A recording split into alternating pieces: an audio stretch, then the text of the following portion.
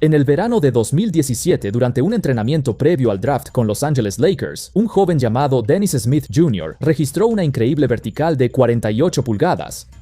Eso empató el récord de la vertical más alta jamás registrada en la historia de la NBA, pero esto no fue una sorpresa total. Espera un minuto. Verás, Smith alguna vez fue uno de los 10 mejores prospectos del país. Algunos cazatalentos lo clasificaron incluso entre los 5 mejores, con un fuerte argumento para ser el base número 1 de la generación de reclutas de preparatoria de 2016, con un estilo de juego que recordaba a los bases más atléticos de la liga. Desde su fuerza hasta el control de su cuerpo, pasando por su juego de transición de élite, el tipo era imparable cuando iba hacia la canasta. Estaba destinado a ser el próximo Derrick Rose o Russell Westbrook, bases que destacaban jugando por encima del aro. Dos caminos. ¡Wow! ¡Mi ¡Dios! Sin embargo, esto estaba muy lejos de lo que realmente llegó a ser. No solo la carrera de D.S. se tambaleó desde el principio, sino que, incluso con esfuerzos monumentales para cambiar su estilo de juego, encontrar un nuevo nicho y el empeño que puso en reinventar su juego, aún así no fue suficiente. Las circunstancias de los equipos en los que estuvo realmente obstaculizaron su progreso como armador, lo que provocó que estuviera en 6 equipos diferentes en 7 años antes de salir de la liga. Muy rápido, Smith se hizo conocido como una de las mayores decepciones del deporte, y es más conocido por este tuit gracioso que por su propio juego. Pero ¿por qué fue tan malo? Al grado de que el colapso de su carrera creó una gran señal de alerta para los jugadores de su mismo perfil. En este video vamos a analizar en detalle todo lo que salió mal con Dennis Smith Jr. Empecemos con algo que la mayoría de la gente ya ha olvidado. Antes de llegar a la NBA, Smith sufrió una rotura de ligamento cruzado anterior en su último año de preparatoria. Pero esto no fue tan grave como se pensó al principio, porque durante la cirugía, su doctor descubrió que tenía 2 ligamentos cruzados anteriores en la misma rodilla, y solo se rompió uno de ellos. Sobre este tema, Smith declaró, cito, "Eso hizo que mi proceso de recuperación fuera súper fácil. Me tomó 2 o 3 meses volver a la cancha. Normalmente, una rotura de ligamento cruzado anterior tomaría más de un año. Para un jugador que dependía tanto de su primer paso de élite y su rapidez lateral como él, esto fue un gran alivio, porque realmente pudo haber descarrilado su carrera antes de que siquiera comenzara. Sin embargo, cuando regresó, seguía siendo tan explosivo como siempre cuando llegó a la universidad.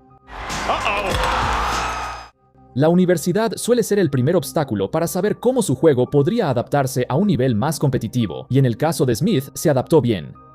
Demostró la capacidad de liderar a su equipo en anotaciones, mientras también era el principal creador de juego. Su supuesto atletismo y velocidad generacionales en la posición de base eran tan evidentes como siempre. Incluso contra atletas universitarios, seguía destacando por encima del resto en términos de pura explosividad.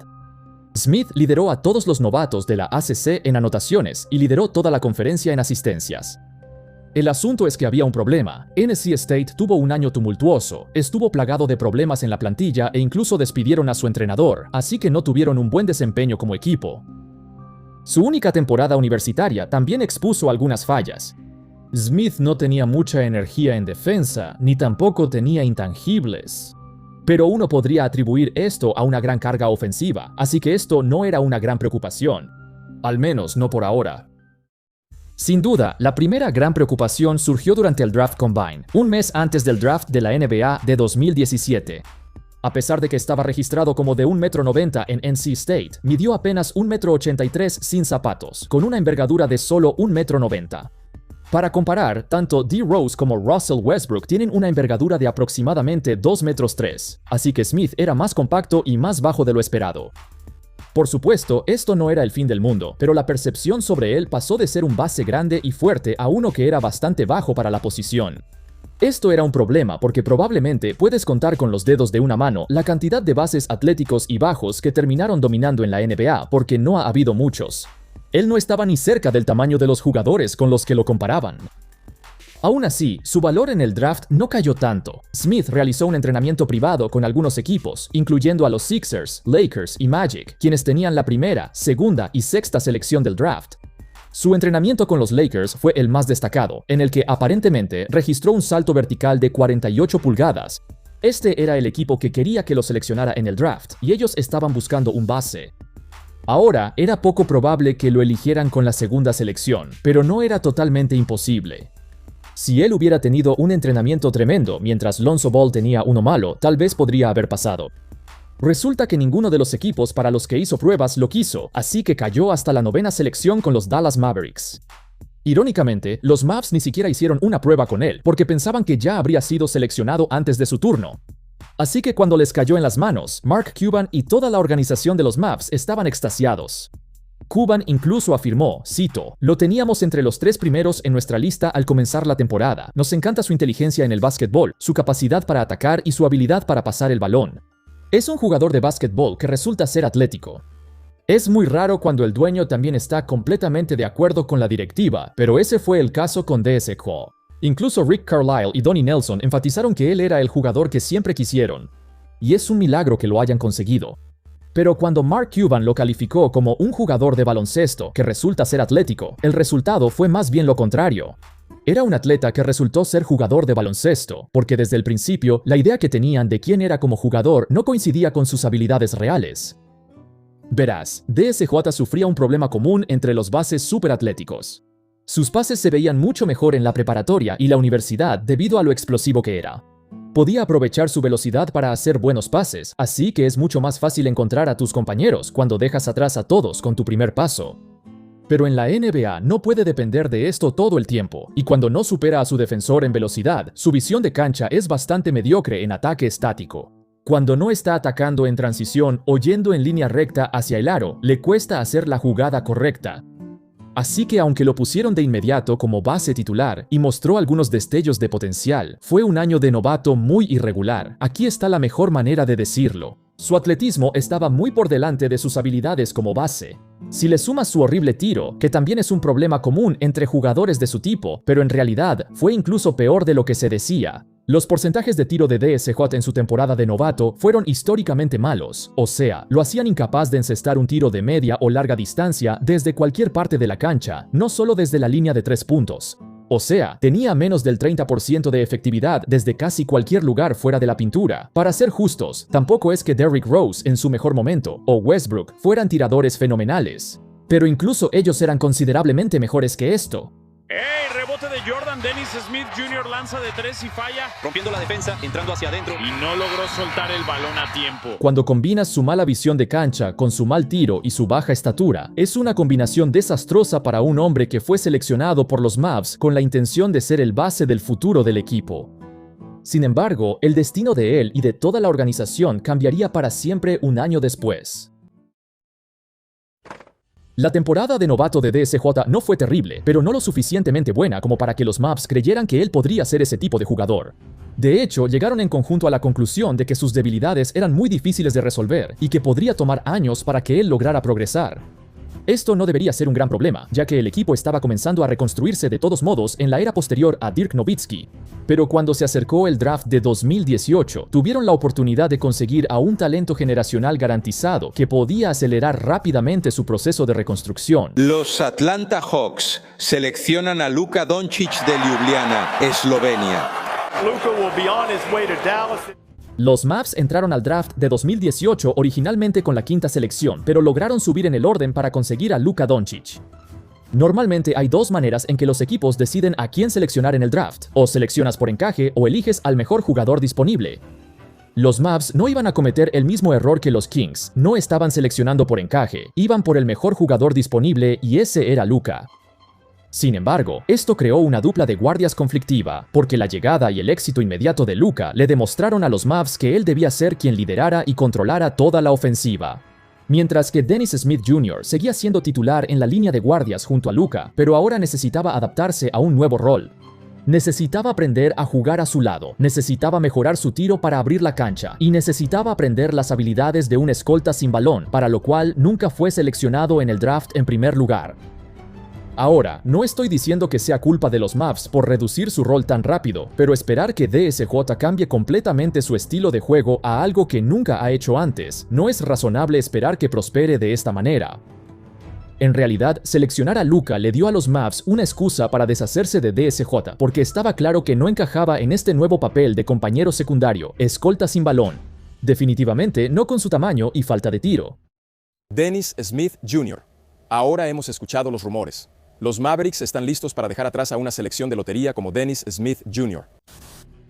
Así que su segundo año estuvo lleno de turbulencias, lo que culminó en una petición de traspaso en enero de 2019.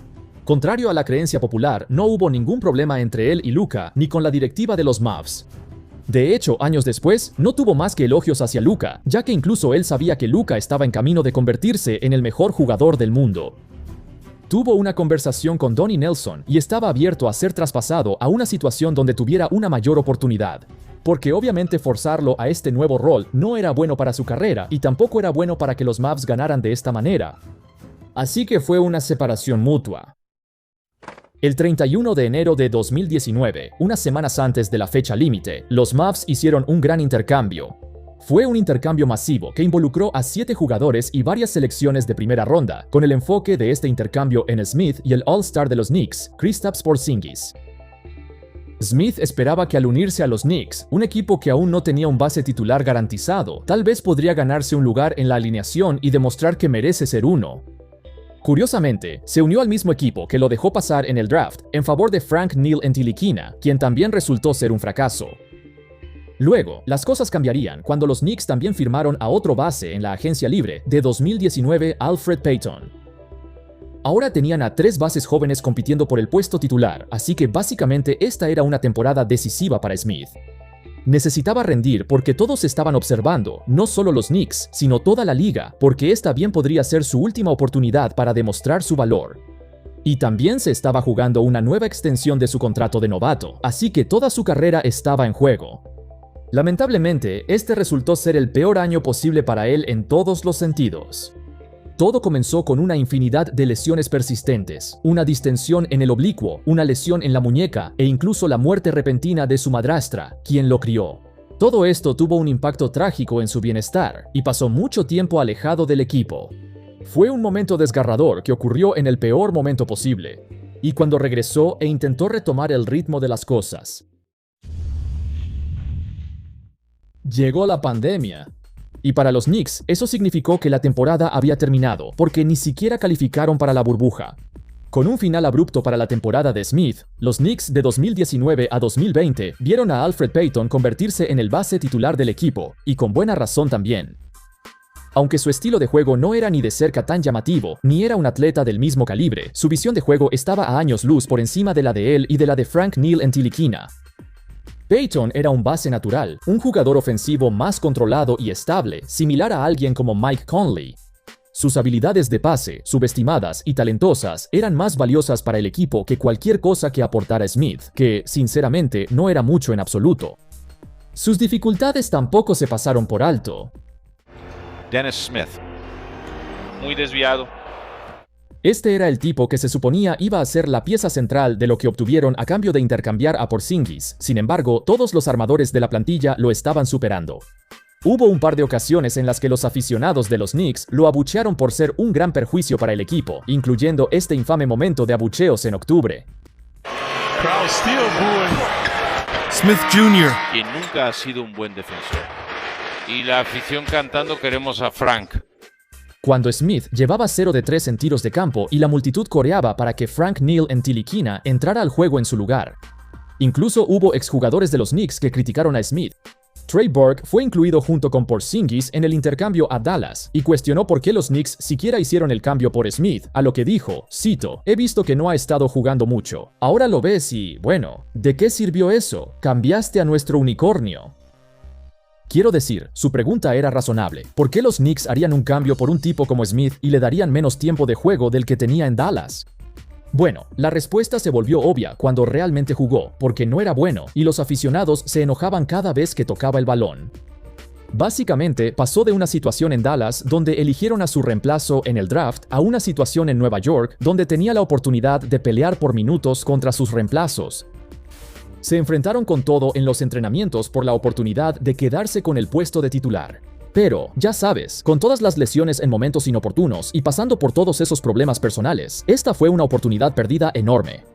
Todo esto culminó en la temporada menos productiva de todas. Y en vez de ofrecerle una extensión, los Knicks no tenían tiempo para esperar y lo cambiaron poco después. Irónicamente, fue cambiado por el jugador en el que al principio se esperaba que se convirtiera, Derrick Rose. De alguna manera, Rose, a su edad avanzada, con años y años de rehabilitación y lesiones, aún así le dio más a los Knicks de lo que Smith jamás hizo. Esta vez, sin embargo, con un nuevo comienzo en Detroit, Smith decidió reorientar su juego.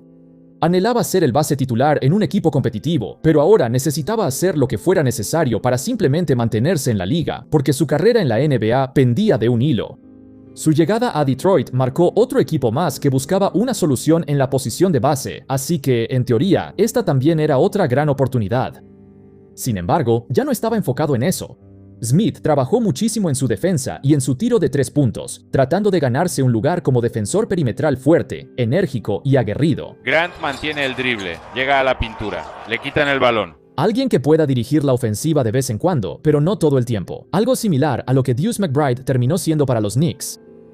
Esto, desafortunadamente, fue una batalla cuesta arriba para un tipo tan pequeño y robusto como Smith.